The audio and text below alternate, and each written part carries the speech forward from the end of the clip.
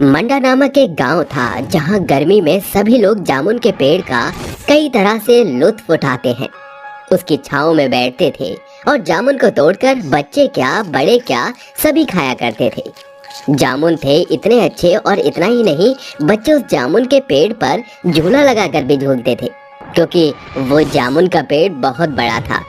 तभी दोपहर में 12 साल का टीटू अपने दोस्त सोनू और जोया के साथ उस पेड़ के जामुन तोड़कर खा रहा था। टीटू, सोनू, मेरे लिए भी जामुन तोड़ो ना। तुम्हें पता है मैं पेड़ पर चढ़ नहीं सकती। क्यों तरसा रहे हो? दो, मुझे भी खाना है। ला रहा हूँ पागल। ऐसा कर, मैं डंडे से जामुन की डाली हिलाऊंगा, तू नीचे चुन्नी बिछा ले ताकि जामुन इस पर गिरे। इसकी जितनी है टीटू, तू जमीन पर ही गिरा ले, हम धोकर खाएंगे जामुन। अरे मेरा मजाक मत उड़ाओ, जामुन दो, बहुत खाने का मन है।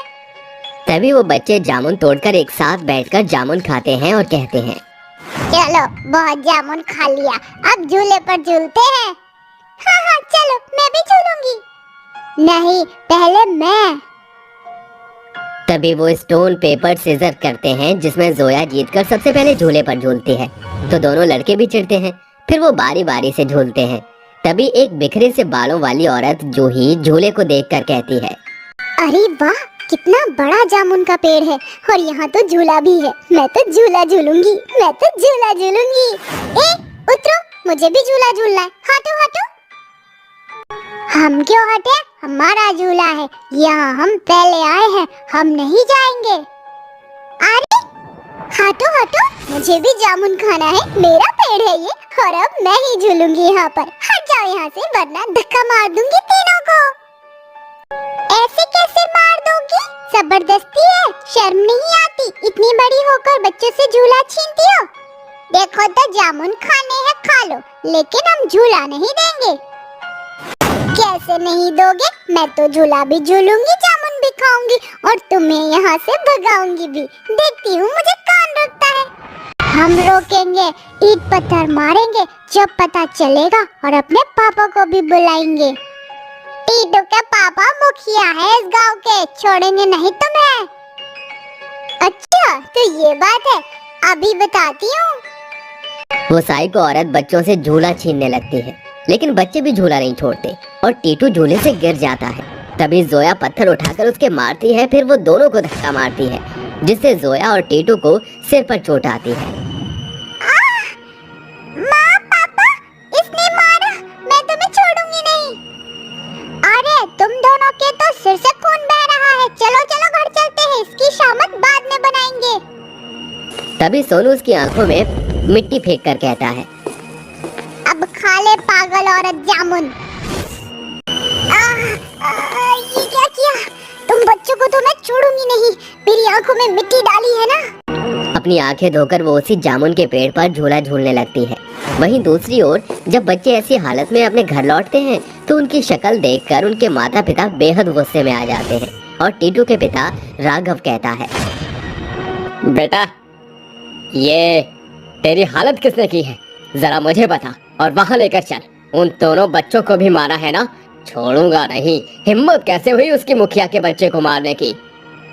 पापा, वो औरत बहुत पागल है, हम मना कर रहे थे तब भी नहीं मानी वो।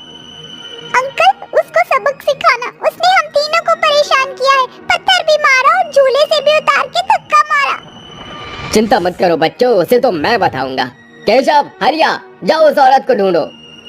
तभी दो बच्चे और उनके माता पिता घबरा कर कहते हैं, अंकल, हमारे गांव में एक पागल सी औरत आ गई है, उसने मुझे जामुन के पेड़ से जामुन नहीं खाने दिए और झूले से उतार कर मारा।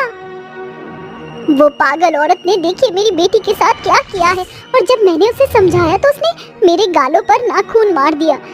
वो औरत बहुत खतरनाक है, मुझे तो पागल लगती है, कहीं वो बच्चों को कुछ कर ना दे, उसका इलाज कीजिए। अरे सब गांव वालों को इकट्ठा कर लो, वो पागल औरत जरूर अभी भी जामुन के पेड़ पर ही होगी, उसे जामुन जो पसंद है, आज उसका हिसाब किताब कर ही देते हैं। मुखिया की बात सुनकर पूरा गांव इकट्ठा होकर उसी जामुन के पेड़ के पास पहुंच जाता है जहां वो उसी पेड़ पर झूला झूल रही थी। तभी मुखिया कहता है, हे पागल औरत, कौन है तू और तुझे शर्म नहीं आती बच्चों के झूले पर झूलकर? पापा, यही है वो पागल आंटी। क्या है तुम लोगों को? इस झूले से उतर और इस गांव से चली जा। तभी जूही जामुन खाकर गुठली मुखिया के मुंह पर थूकती है और सिर खुजाकर कहती है, नहीं नहीं, मैं इस जामुन के पेड़ को छोड़कर कहीं नहीं जाऊंगी। ये मेरा घर है, मैं झूला झूलती हूँ और जामुन भी खाऊंगी। भाग जाओ तुम, वरना तुम्हें भी पत्थर मारूंगी। अरे कितनी बेकार औरत है ये, इस पागल को गांव से निकाल दो और ना माने तो इसे पेड़ पर फांसी पर टांग दो। हमारे बच्चों को बहुत परेशान किया है इसने। तभी दो आदमी उसे झूले से उतारने की कोशिश करते हैं, लेकिन वो उन्हें धक्का मारती है। तभी 3-4 आदमी आकर उसके हाथ को बांध देते हैं और सिर पर काला कपड़ा डाल देते हैं, जिसके बाद उसे फांसी पर लटका देते हैं। तड़प तड़प कर वो मर जाती है और गांव के लोग अपने घर वापस लौटकर फिर से एक नॉर्मल जिंदगी जीते हैं, जहां उनके बच्चे झूला झूलते हैं, सभी लोग जामुन खाते हैं।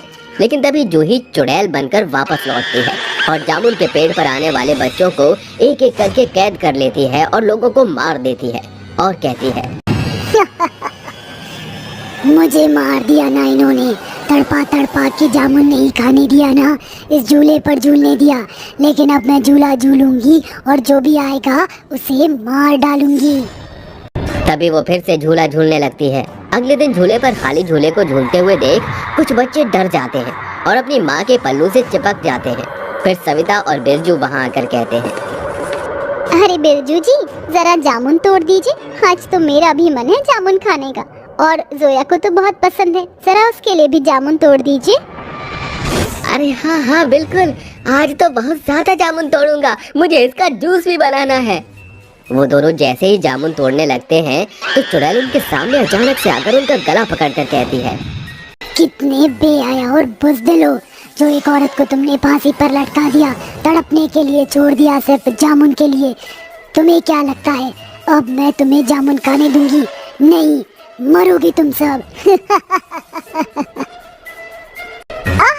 चुड़ैल, छोड़ मेरा गला। अरे लगता है ये वापस लौट आई है। चुड़ैल उन दोनों को जमीन पर लेटाकर गर्दन पकड़कर मार डालती है। मरते वक्त बिरजू मिट्टी में उंगली से लिख देता है, वो लौट आई है। कुछ देर बाद उन दोनों की मौत का मुखिया और बाकी लोगों को पता चलता है और बिरजू का लिखा हुआ देखकर वो कहते हैं, अरे भला इन्हें किसने मार दिया और ये क्यों लिखा है कि वो लौट आई है? आखिर कौन है ये, हमें पता लगाना होगा। अरे कुछ बच्चे भी गायब हो गए हैं हमारे, और मेरा कीटू भी। अरे मुखिया जी, आप परेशान मत होइए, हम इसकी तह तक पहुंच जाएंगे। गांव में अचानक से लोगों की मौत होती है और 2-3 बच्चे गायब हो जाते हैं। मुखिया इस बात का पता लगाने के लिए एक तांत्रिक बाबा का सहारा लेता है, जो कि अपनी दिव्य दृष्टि से बताते हैं, आ गई है वो वापस लौट आई है, जिसे तुमने मारा था फांसी पर लटका कर, किसी को नहीं छोड़ेगी वो, जामुन के पेड़ में उसकी आत्मा बस गई है। तांत्रिक बाबा, हमें बचा लीजिए, कोई उपाय बताइए जिसकी वजह से मेरे बच्चे के साथ गांव के बाकी बच्चे भी गायब हो गए हैं, पता नहीं जिंदा भी है या नहीं। उसका उपाय यही है कि उस जामुन के पेड़ को जला दो, उसके बाद मुझे विधि करनी होगी वहाँ तुम सबकी सुरक्षा के लिए। तभी मुखिया हाथ में गंगा जल लिए गायत्री मंत्र का जाप करके उसे पेड़ पर गंगा जल छिड़कता है, जिससे चुड़ैल की शक्तियां कमजोर होती हैं। वो तड़पती है और कैद किए हुए बच्चे उस पेड़ में से वापस आ जाते हैं, जिसे देखकर मुखिया कहता है, अरे टीटू मेरा बच्चा, आजा मेरे पास, चुड़ैल तू गई आज। मुखिया, तेरी हिम्मत कैसे हुई मेरे साथ ऐसा करने की, छोड़ूंगी नहीं तुझे। उसका गला पकड़कर उसे मारने की कोशिश करती है। इतने में तांत्रिक उस पेड़ को जला देता है, तभी चुड़ैल भी भस्म होकर मर जाती है। इसके बाद तांत्रिक वहाँ उन सब की सुरक्षा के लिए उसी जगह पर पूजा करता है। फिर सब खुशी खुशी रहने लगते हैं और गांव वाले सुरक्षित हो जाते हैं।